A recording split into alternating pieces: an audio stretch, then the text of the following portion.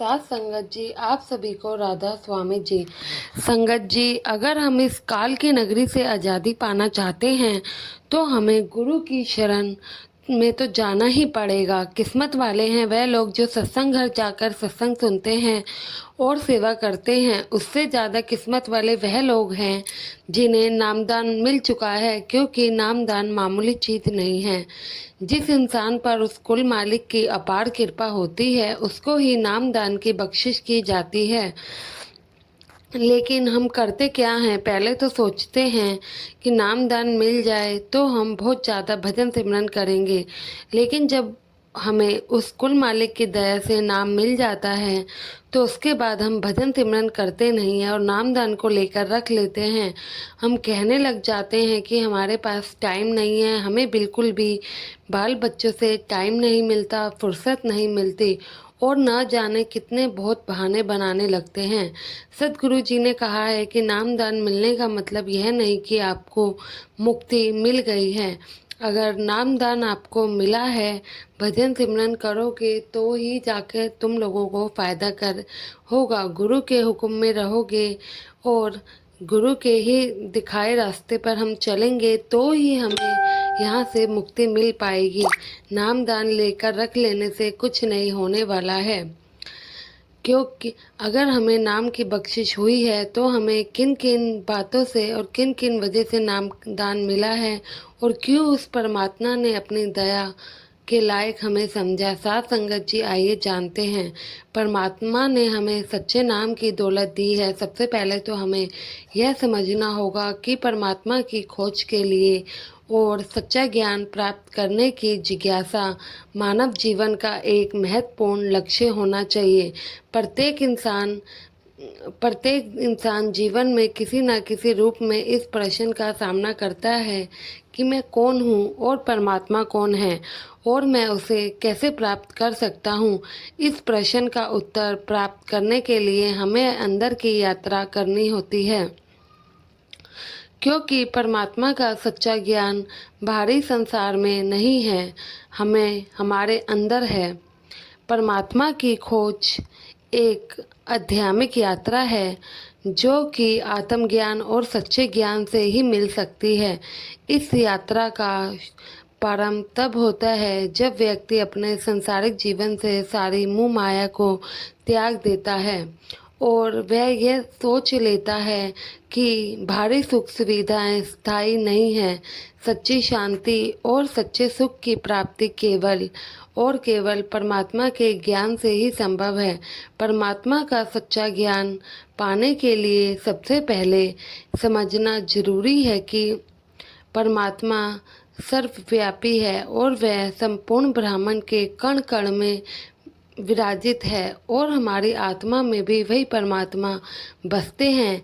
लेकिन इसे अनुभव करने के लिए हमें सद्गुरु जी के दिखाए रास्ते पर चलना होगा, अपनी आत्मा को शुद्ध करना होगा, मन को नियमित करना होगा और आत्मचिंता, भजन सिमरन परमात्मा की खोज के लिए एक महत्वपूर्ण साधन है।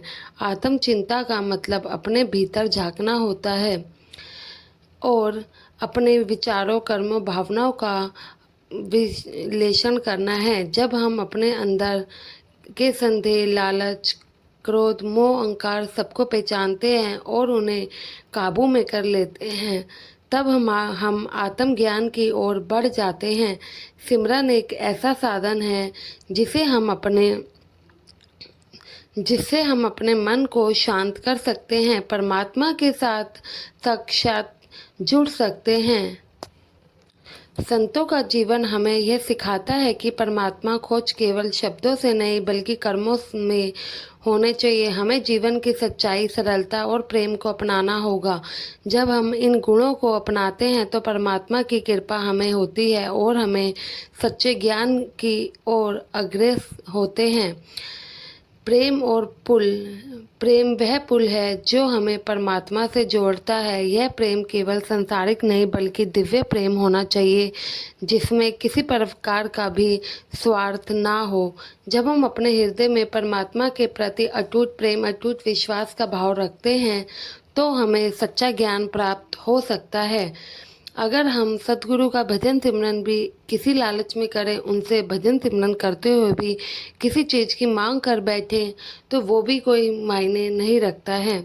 हमें अपने जीवन की हर घटना को अगर हम परमात्मा की कृपा मान लें, उनके आदेश के अनुसार चले, तो हमें सच्चे ज्ञान का एहसास जरूर होगा। संपन्न से ही आत्मा को शांति मिलती है। जो सद्गुरु करते हैं, चाहे वह अच्छा हो या बुरा, हमें हमेशा ही उनका आदेश मानकर चलना चाहिए। मन की सभी उलझनों का समाधान सद्गुरु के पास होता है। सेवा और परोपकार, परमात्मा की खोज में सेवा और परोपकार का भी महत्वपूर्ण स्थान है। सेवा का अर्थ है निस्वार्थ भाव से दूसरों की मदद करना। जब हम दूसरों की भलाई के लिए कोई भी कार्य करते हैं और उसके प्रति कोई भी भावना नहीं रखते, तो हमें सच्चा प्रेम प्राप्त होता है। सेवा से हमें यह एहसास होता है कि परमात्मा हर जीव में मौजूद है, और जब हम दूसरों की सेवा करते हैं तो हम वास्तव में परमात्मा की सेवा कर रहे होते हैं।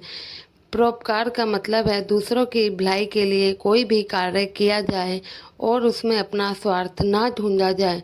परोपकार से हमें अपने अंदर की नेकी और इंसानियत का पता लगता है। जब हम निस्वार्थ भाव से दूसरों की मदद करने के लिए अपना हाथ बढ़ाते हैं, तो हमारा परमात्मा के साथ एक गहरा संबंध महसूस होता है, और परमात्मा की कृपा होती है जो हम दूसरों की मदद करते हैं।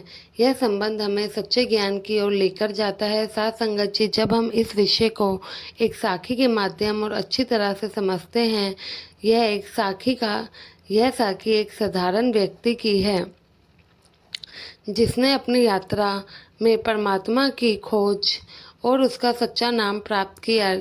लालो एक छोटे से गांव में रहता था। वह एक मजदूर था जिसे अपने जीवन में कुछ विशेष नहीं दिखता था। वह हमेशा अपने जीवन में एक अधूरापन सा महसूस किया करता था, जैसे कोई महत्वपूर्ण कार्य उससे छूट रहा हो। लालो ने हर संभव प्रयास किया कि वह अपने जीवन में संतुष्टि पा सके, लेकिन हर बार उसे निराशा ही हाथ लगती। एक दिन गांव में एक पूर्ण संत महात्मा आए। लालो ने जब उनके सत्संग में भाग लिया और उनकी वाणी सुनी, तो उसे कुछ एहसास हुआ कि जिसे वह खोज रहा था, जिसे वह अपने जीवन में काफ़ी समय से ढूंढ रहा था, वह यही है। संत ने कहा, परमात्मा की खोज बाहर नहीं, अपने अंदर करनी होगी। जिस दिन तुम अपने अंदर झांक लोगे, उस दिन तुम्हें सच्चे ज्ञान की प्राप्ति ज़रूर होगी। लालो ने संत के वचनों को अपने दिल में बसा लिया, जिस और उनके द्वारा बताए गए रास्ते पर चलने लगा, और संत से वह रास्ता पूछ लिया। अब वह सुबह सुबह उठकर भजन सिमरन में बैठने लगा, अपनी गलतियों पर विचार करने लगा और अपने कर्मों को सुधारने लगा। धीरे धीरे उसे अपनी आत्मा की आवाज़ सुनाई देने लग गई और उसने अपने अंदर एक नई ऊर्जा का अनुभव भी किया। लालो ने अपने दिनचर्या में सत्संग को भी स्थान दिया और संत महात्माओं के मार्गदर्शन में चलने लगा। जैसे जैसे महात्मा बताते जाते थे वह वैसा ही करता था। उसने अपने जीवन में प्रेम, सेवा और समर्पण को भी अपनाया। जब भी उसे कठिनाई आती, वह परमात्मा की इच्छा को ही मानकर स्वीकार करता और उसमें परमात्मा का हाथ देखता। साथ संगत जी, एक दिन भजन सिमरन के दौरान लालो ने एक अद्भुत अनुभव महसूस किया। उसने देखा कि उसके सामने एक प्रकाश का पुंज खड़ा है, जिसमें से एक दिव्य आवाज़ आ रही है, तू ही मैं हूँ और मैं ही तू हूँ। परमात्मा तेरे अंदर है, तूने उसे खोज लिया है।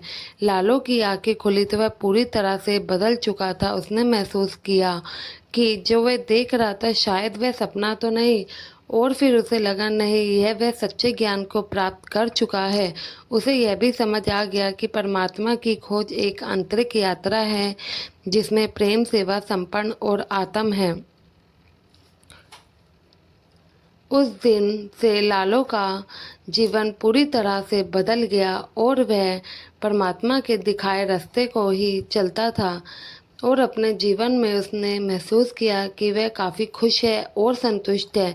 उसने अपनी समझ को अपने गांव के लोगों के साथ भी बांटा और उन्हें भी इस यात्रा पर चलने के लिए कहा। साथ संगत जी, लालो की यह यात्रा सबके लिए एक अद्भुत मिसाल बन गई और साथ संगत जी, यही निष्कर्ष है कि परमात्मा की खोज, परमात्मा का सच्चा नाम प्राप्त करने की यह यात्रा कोई आसान नहीं होती है, लेकिन यह सबसे मूल्यवान भी है। अगर सद्गुरु ने कृपा की है, आप पे नाम की बख्शिश दी है, तो आप ज़रूर भजन सिमरन को टाइम दें।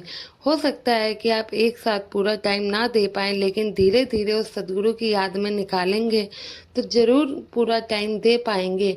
आखिर हर एक सांस उनकी ही दी हुई है, तो हम क्यों उनके साथ ही धोखा कर बैठते हैं और उनके नाम को ही नहीं जपते हैं। साथ संगत जी, गुरु प्रेम, सेवा, समर्पण और आत्म चिंता इस यात्रा के 4 स्तंभ है जिसके सहारे हम परमात्मा को प्राप्त कर सकते हैं। उम्मीद है आज का ये वीडियो आपके जीवन में बदलाव जरूर लाएगा। चैनल का हिस्सा ज़रूर बनिएगा, उसके लिए चैनल को सब्सक्राइब ज़रूर करें। जी गुरु प्यारी साथ संगत जी, राधा स्वामी जी।